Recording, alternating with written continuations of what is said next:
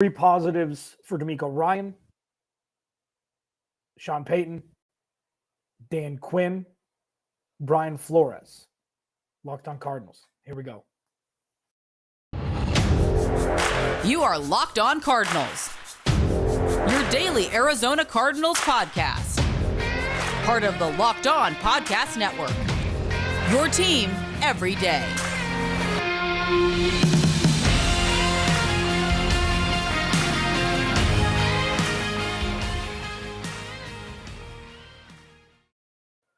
Locked On Cardinals, your team every day. Alex Clancy here off my 2-day sickness hiatus. Thanks for hanging out. Locked On Cardinals. Follow me on Twitter at Clancy's Corner. Follow the podcast at Locked On AZ Cards. Today's episode of Locked On Cardinals is brought to you by Ultimate Football GM. Ever dream of becoming an NFL GM, managing your own football franchise? Then this game is definitely for you. To download the game, just visit ultimate-gm.com. or look it up on the app stores. Our listeners get 100% free boost to their franchise when using the promo code Locked On, all caps, in the game. I mean, this has been fascinating for the Cardinals this offseason so far. Let's take a beat and just appreciate the insanity that's ensued. Since the end of last season, the news cycle for the Arizona Cardinals has not rested. Whether it was the Cliff Kingsbury and Steve Keim extension, to being dormant in the beginning of free agency, to Kyler Murray and his contract negotiations, Rodney Hudson having an inexcused absence in mandatory minicamp, to DeAndre Hopkins' suspension, and then into the season where Hollywood Brown balled out, DeAndre Hopkins coming back, Hollywood Brown gets hurt the game before DeAndre Hopkins is set to return. Kyler Murray, ACL, folding down the stretch, playing uninspired football. Cliff Kingsbury getting fired. Steve Keim taking a medical leave of absence, which turned into him not being brought back as GM. To the GM search. To Michael Bidwill winning the press conference after firing Cliff Kingsbury and Steve Keim. To hiring outside the organization, with hiring a man with deep scouting roots, to now with a choose your own adventure for the future of the team as it pertains to the head coaching position. The Arizona Cardinals are a clean slate. They are the Arizona Cardinals 2.0. We have not seen this version of the Cardinals ever. We have not seen Steve Keim not as GM for over a decade. We have not seen Michael Bidwill really get a lot of criticism for how he's handled things over the last handful of years. And he made a move. And now Dan Quinn has his second interview today in person. Brian Flores on the list. Sean Payton looming tomorrow. We don't know what the Arizona Cardinals will be in a week. Sure, Brian Flores, odds-on favorite. Dan Quinn, surging. What I'm going to do today is give only positives for the four main prospects, as it were, to be the next head coach of the Arizona Cardinals. DeMeco Ryans. He's kind of an outside chance after he canceled his interview the day before the divisional round, which made total sense. Like, I don't take that as a knock. I was like, I think he just ran out of time. Sean Payton, even though I'm on the record as saying they should not hire Sean Payton if it's for 20 to 25 mil and 2 first-round picks to trade Mickey Loomis. I know it's not my money to talk about, but it's not about that. And I'll mention that in the second segment when I highlight Sean Payton. And then in the third segment, I'll talk about Brian Flores and Dan Quinn, two defensive-minded guys who were excellent as coordinators, had ups and downs as head coaches. Dan Quinn had a longer tenure than Brian Flores, and Brian Flores was in the Miami Dolphins mess, so you can't really fault him for how things ended there. There's four. I'm going to start with DeMeco Ryans because I've talked the most about him, so I don't need as much time. One, he's a head coach. And it was like, well, that's stupid. Obviously, he's going to be head coach. Look at him on the sidelines coaching the best entity in the NFL currently. Yes, superseding the Cincinnati Bengals offense. The San Francisco 49ers defense is the toughest to scheme against, and they're just absolutely brutal. Like, they are absolute machines on the defensive side of the ball. Well, Alex, I mean, they have an all-star team. Yeah. You know what? Most coordinators coach better with good players, and most coordinators get looked at for head coaching jobs with better players. This is the nature of the beast of the NFL. Like, Vance Joseph, say the Cardinals gave up 3 or 4 less points per game last year, and Kyler Murray didn't get hurt, and they went 7-10. You think Vance Joseph is going to get looks? No. Should he have? Probably in that situation. But coordinators get jobs coming from good teams, which means they did their job well, which means it's easier to do their job when they've got good players to coach and coordinate. So that knock on DeMeco Ryans is dumb, in my opinion. So that's one. He's a head coach. See him on the sideline. He's a damn head coach. Number 2, he was an inside linebacker coach before being defensive coordinator for San Francisco. The biggest issue that the Cardinals have had defensively, aside from not drafting corners and the pass rush last year, is Isaiah Simmons and Zaven Collins, their maturity, their growth. Zaven Collins took a big leap last year. Isaiah Simmons, as we see with Hassan Reddick, and I talked about this the beginning of last year, that Isaiah Simmons could be cautionary tale part 2 if they don't figure out where the hell to play him. And I don't understand why they haven't moved him outside yet. But if they continue to keep him inside, DeMeco Ryans would be a perfect guy to tutor him, coach him, as well as Zaven Collins, for them to be the heartbeat of the defense, as opposed to looking back at the 8th and 17th pick, 16th pick, whatever Zaven Collins was like, they could have gone somewhere else. So that is a savable position for 2 of the smartest, strongest, and athletic guys on the defense. DeMeco Ryans has that background. And then number 3, DeMeco Ryans played in this NFL. He played until 2015. Now, it was on the precipice. It was on like the cusp of this NFL where it's all offense. Offense gets all the calls. Offense is protected. And defense is kind of out there to fend for themselves. He played until 2015. He knows what this offense looks like. It's not like it was it was, I don't know, Mike Vrabel is a good example. Mike Vrabel didn't play in this NFL. DeMeco Ryans did. And that is a fantastic leverage point for a head coach who not only leads the toughest side of the football in the NFL in 2022, in my humblest of opinions, not only is he already a head coach, you see it on the sideline. Some guys you just see it. But he also played in this day and age of the NFL. And that is massive, especially in the massive rebuild the Arizona Cardinals are going to be going through. Retool, rebuild, whatever dictionary definition you want to use. There's going to be a lot of changes between now and kickoff week 1. Regardless of the status of Kyler Murray, this roster will look different. And I believe less defensive moves will have to be made if DeMeco Ryans is head coach. What about Sean Payton? I'm going to give 3 positives for Sean Payton to be the next head coach of the Arizona Cardinals. A couple of them will be obvious, but diving deeper into it, it really shows, even though this is the antithesis of what I think, I will definitely give 3 positives because there are positives to Sean Payton becoming the Arizona Cardinals' next head coach. Obvious statement has never been spoken.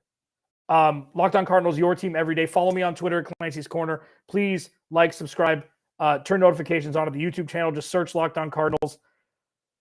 Sean Payton under a microscope next. First, today's episode is brought to you by Ultimate Football GM. You've heard me talk about this mobile game app, and I can't tell you how much fun I've had competing with my fellow Locked On NFL hosts. Chris Carter of Locked On Steelers was our Locked On NFL champion. And, I guess maybe he should be the assistant GM for the Arizona Cardinals. Who knows? Or assistant GM in waiting, I should say. because they already have an assistant GM. Well, now it's your turn to compete, but more on that later. Ever dreamed of becoming an NFL GM and managing your football franchise? Well, your dream can come true, and this game is definitely for you. You'll manage every aspect of your team, hiring the right coaches and coordinators, trading players, navigating your franchise through free agency, the draft, and all the ups and downs of a season. All this in a challenging and realistic game world. Ultimate Football GM is completely free and playable offline. Play on the go as you want and where you want to. We've created Locked On League for you to compete against Locked On fans all over the world. Can you be the ultimate Locked On Football GM? Choose Locked On League in the app to join. Can you create a football dynasty? Locked On Cardinals listeners get a 100% free boost to their franchise when using the promo code Locked On, all caps, in the game store. That's Locked On in all caps. So make sure to check it out today. To download the game, just visit ultimate-gm.com or look it up on the App Store. That's ultimate-gm.com. Ultimate Football GM. Start your dynasty today. Now,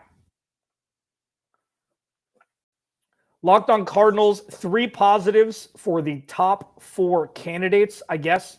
One kind of the outside looking in, wishful thinking on my part. DeMeco Ryans, I just spoke about. Sean Payton, Dan Quinn, Brian Flores. 3 to go, 2 segments to get there. We're going to execute this nicely. So, Sean Payton positives. Won a Super Bowl, revolutionized the New Orleans Saints offense and team from a perennial loser for the majority of the time to a Super Bowl champion and a terror on the offensive side of the ball. They won 10 games a bunch of times, won a Super Bowl.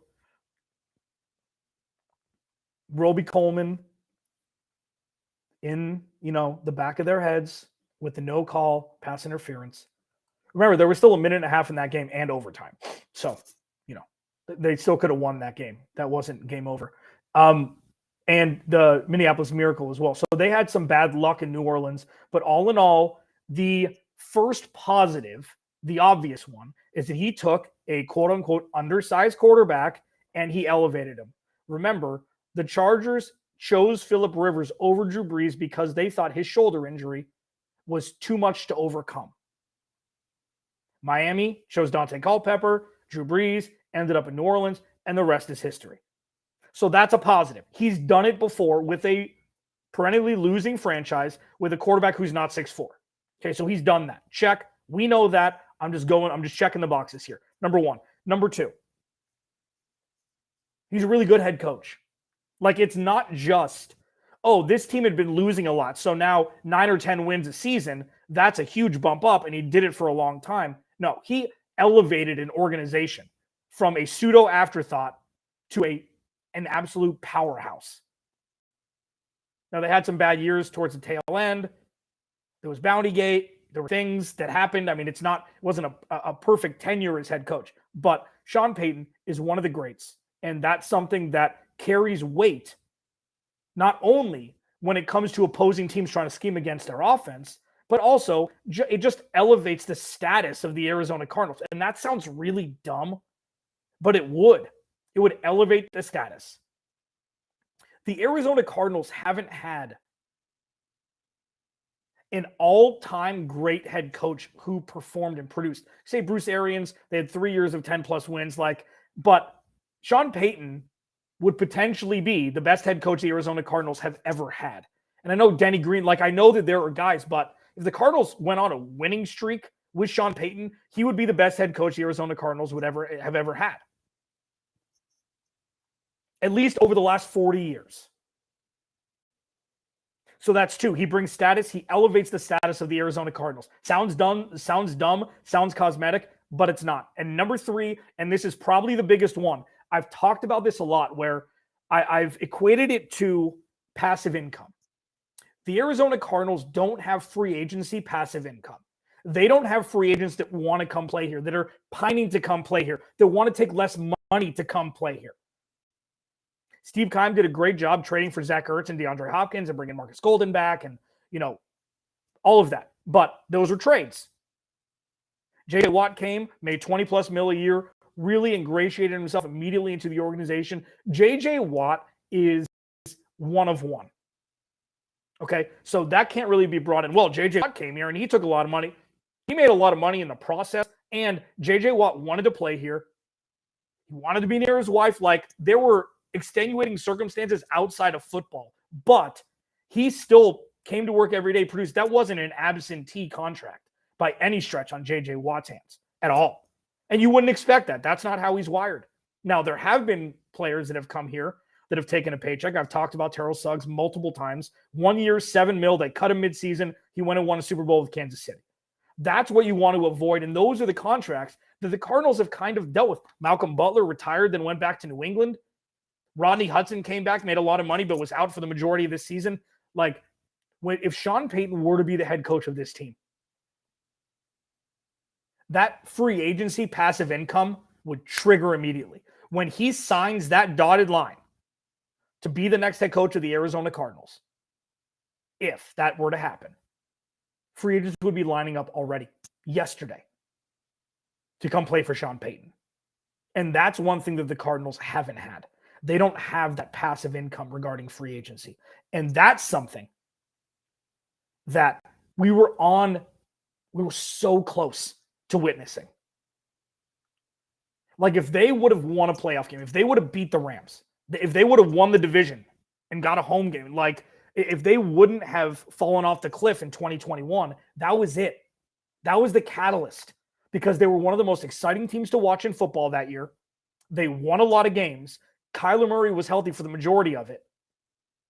DeAndre Hopkins, like, they were firing on all cylinders. Cliff Kingsbury went from leading odds to be fired preseason to leading odds to be coach of the year through 7 or 8 weeks. Like, it was mind-blowing, but they couldn't finish. If they were to finish, that would have started the snowball downhill that would have started that free agency passive income. And the Cardinals botched it. So now, not only do they not have that, they were further behind now going into 2022 than they were at the start of 2021. It was as if that 7-0 and 10-2 never happened. I did crossovers all year with opposing teams, hosts on this show. Some of my buddies, Sosa Kremenjas, who's no longer with the platform, and multiple people. Like, are the Cardinals legitimate? Do you think the Cardinals are legitimate when they were 6-0, 7-0, 7-1, 10-1, 10-2? Every single one of them said no. Because that's what the national outlook of the Arizona Cardinals has been. So, moving forward now, if Sean Payton were to be hired as the next head coach of the Arizona Cardinals, we'd potentially see a replication of what happened in New Orleans, which would be, undefinable for how important that would be to the city, the team, the fans, everything. He brings a status that would automatically, through osmosis, by proxy, tangentially, raise the status of the Arizona Cardinals and free agency passive income. Players would want to come play for him. Players may even take less money to come play for him, especially on the offensive side of the ball. And that is absolutely one of the most important things when building an organization, drafting, proper contracts after, like the second contract for guys you draft, but having players choose to come play for the Arizona Cardinals if it works out contractually, instead of how much are you going to pay me and I'll come live there so I can play golf and make my last paycheck before I retire. Those two things are polar opposites. And if you want to be able to dissolve the ladder of veterans wanting to get their last payday before they retired and really put into the spotlight free agents wanting to come play here because they want to come play for Sean Payton, it's an organization changer. Now, do I think they're going to hire Sean Payton? Probably not. But they hired Cliff Kingsbury. So anything's up in the air. Anything's possible. Locked On Cardinals, your team every day. I've got 2 more, Dan Quinn and Brian Flores next. 3 positives for each. I will hit them both next. Like, I'll talk about them, not, physically hit them. That would be mean. Follow me on Twitter at Clancy's Corner. Please subscribe to the YouTube channel as well. Yeah, man, I'm jacked. Like, I'm super excited about what's going to happen because it's every tributary from the main river move of the Arizona Cardinals regarding who they sign, who they hire of the four, DeMeco Ryans, again, that's lofty goal for me. I'm sticking to my guns. I think he's the best option. Chances are they're probably not going to hire him. Chances are they're probably not going to hire Sean Payton either. These final two in the final segment are probably who they will, one of the two. But again, we have no idea what Michael Bidwill and Monti Ossenfort want to do. And we'll find out. I'm going to talk about the last two next. Locked On Cardinals, your team every day. The NFL playoffs are here. We're really excited about our new sports betting partner for Locked On because they're the number one sportsbook in America, FanDuel. And if you're new to FanDuel, that's even better. They have so many great features that makes betting on sports fun and easy. New customers, join today to get started with a $150 free bet. You get $150 in free bets, guaranteed, when you place your first $5 bet. Just sign up at FanDuel.com/lockedon. FanDuel has all your favorite bets from the money line to point spreads to player props. Plus, you can even combine your bets for a chance at a bigger payout with the same-day parlay. All on the app that's safe, secure, and super easy to use. So football fans, don't miss out. Place your first $5 bet to get $150 in free bets. Win or lose at FanDuel.com/lockedon. Make every moment more with FanDuel, official sportsbook, partner of the NFL.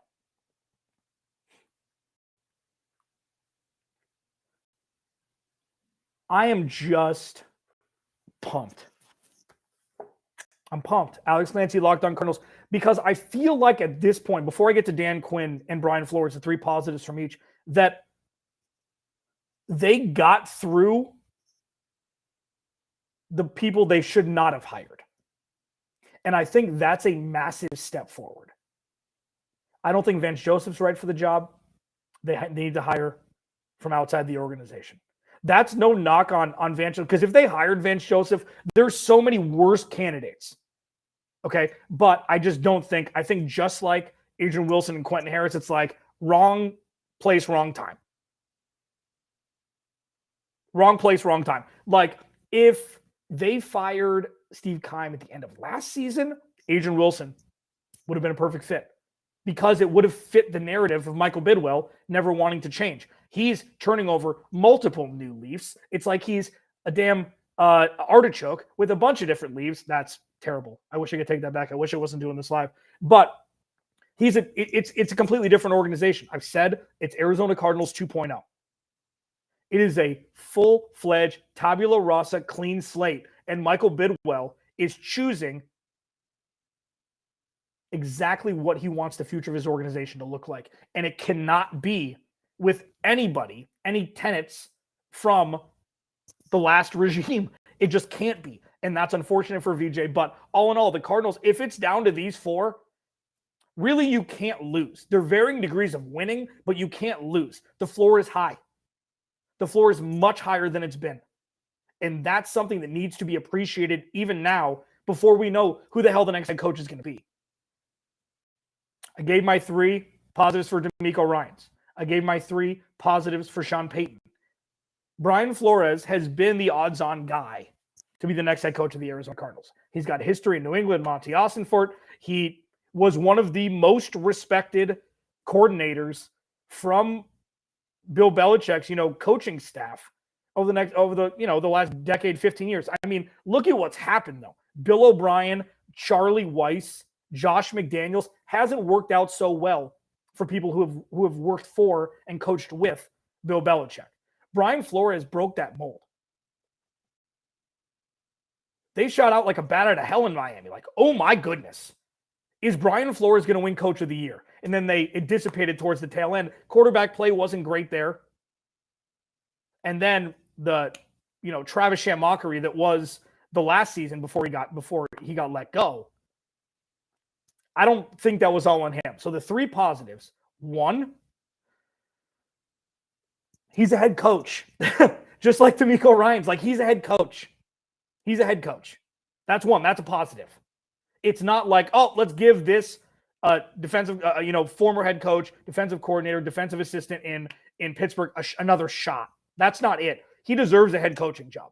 Brian Flores 100% does. Number 1. Number two, the floor is would be much higher with him than what we were dealing with Cliff Kingsbury.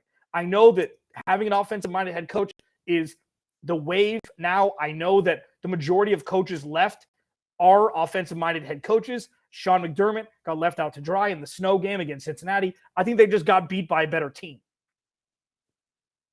I just think they got beat by a better team. And I think Ken Dorsey is a far removed, talent-wise, from Brian Daboll. So I think it's a collection of both. That the play calling wasn't great, and Cincinnati's just better.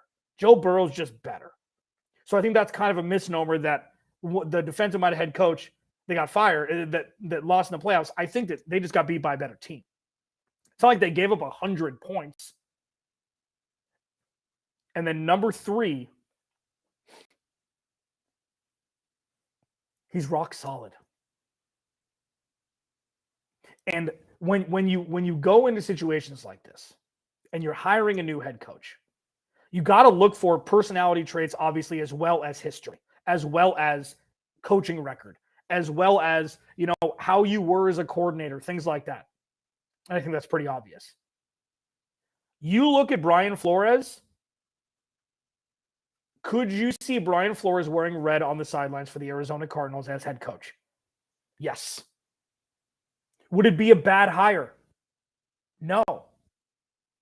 Do you trust that Brian Flores, with his short stint, a year and a half, 2 years as head coach, and his history as DC of one of the more dominating defenses that we've seen in the NFL over the last 15 years or so, dominating is they've been very, very good defense in New England when he was at the helm.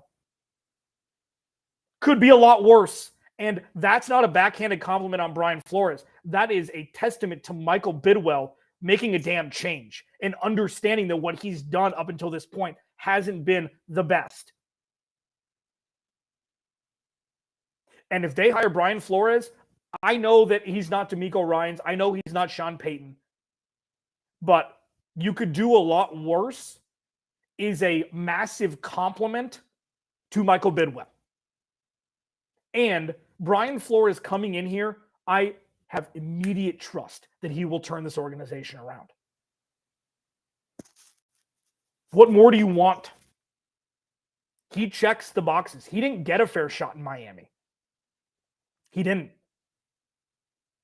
I think I gave 5 positives there. Brian Flores, checks the boxes. So if they hire him, how can you be upset? Again, of these 4, how can you be upset of any? Now, the final one is Dan Quinn. And this one kind of came out of the woodwork. He did a virtual interview, earlier. I can't remember if it was late last week or early this week. And he's doing an in-person one today. If they hire Dan Quinn, it could be a lot worse. 3 positives. He was the defensive coordinator for the Legion of Boom.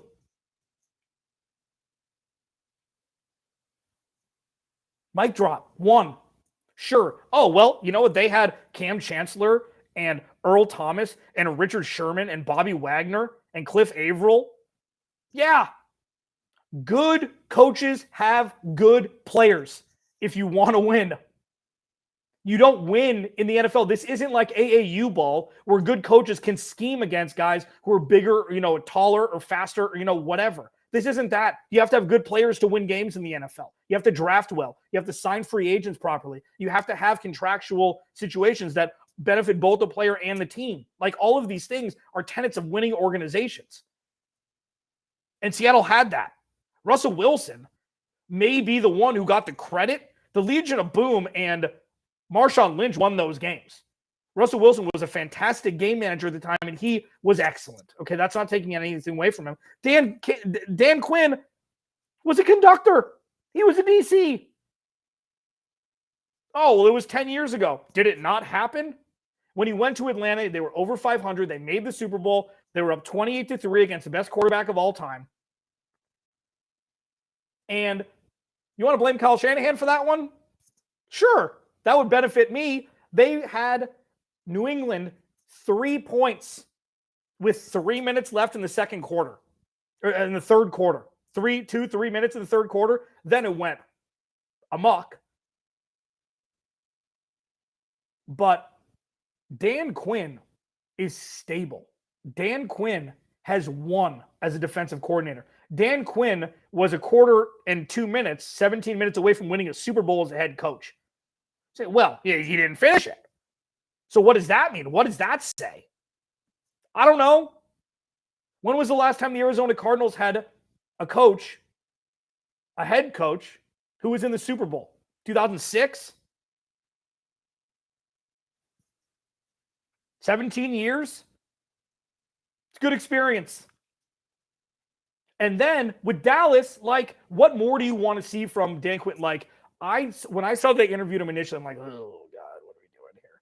But Brian Flores and Dan Quinn alike are not retreads. They're not like Jack Del Rio, who coached like 7 different places. He was DC, and then he was head coach. It was good for 7 games or 8 games, and then it fell off the cliff. Like, it happened every time in perpetuity. Jacksonville, Oakland, or I don't even know, were they in Vegas then? Doesn't matter. Oakland, the Raiders, like, this isn't that. This is 2 guys, and I know that Dan Quinn coached for, I think, 4 or 5 years with Atlanta. But look at Atlanta's roster. Like, they're kind of built like the Cardinals. They had a couple strengths. I mean, Julio Jones is good at football. Matt Ryan was still kind of in his prime. The offensive line was never the best. They never had a top-tier running back. I mean, they had Steven Jackson for a while. You know, they never had, like, a truly well put together team. The defense wasn't always excellent. A lot of it was Matt Ryan and Julio Jones. You know, and Calvin Ridley, like, Andrew, I'm going to get to that in just a second. Good question. As I wrap this up, because I'm going long, and Ross Jackson, Locked On Saints, don't get mad at me. I'm 2 minutes over. My point is, for doing this type of podcast, amid all of this craziness, is whoever they hire, if it's one of those 4, just be happy it's a step forward for the organization. That's the way I'm looking at it. And my perfect fit for the Arizona Cardinals, as we get out of here, DeMeco Ryans is head coach. Frank Reich is OC. That would be chef's kiss, giddy the bleep up. This offense, this team, this defense will have a complete 180 between now and kickoff week 1. Bevy of draft picks. They don't have to trade any away for Sean Payton. Free agency with not only a GM, but an assistant GM, both who have deep roots in scouting. If the Cardinals really want to reintroduce themselves to the NFL as the Arizona Cardinals 2.0, you hire DeMeco Ryans, you hire Frank Reich as OC, you nail the draft, you nail free agency, you have a bridge for until Kyler Murray gets better with rehabbing, and you take it to the moon. Locked On Cardinals, Alex Clancy. I'll talk to you.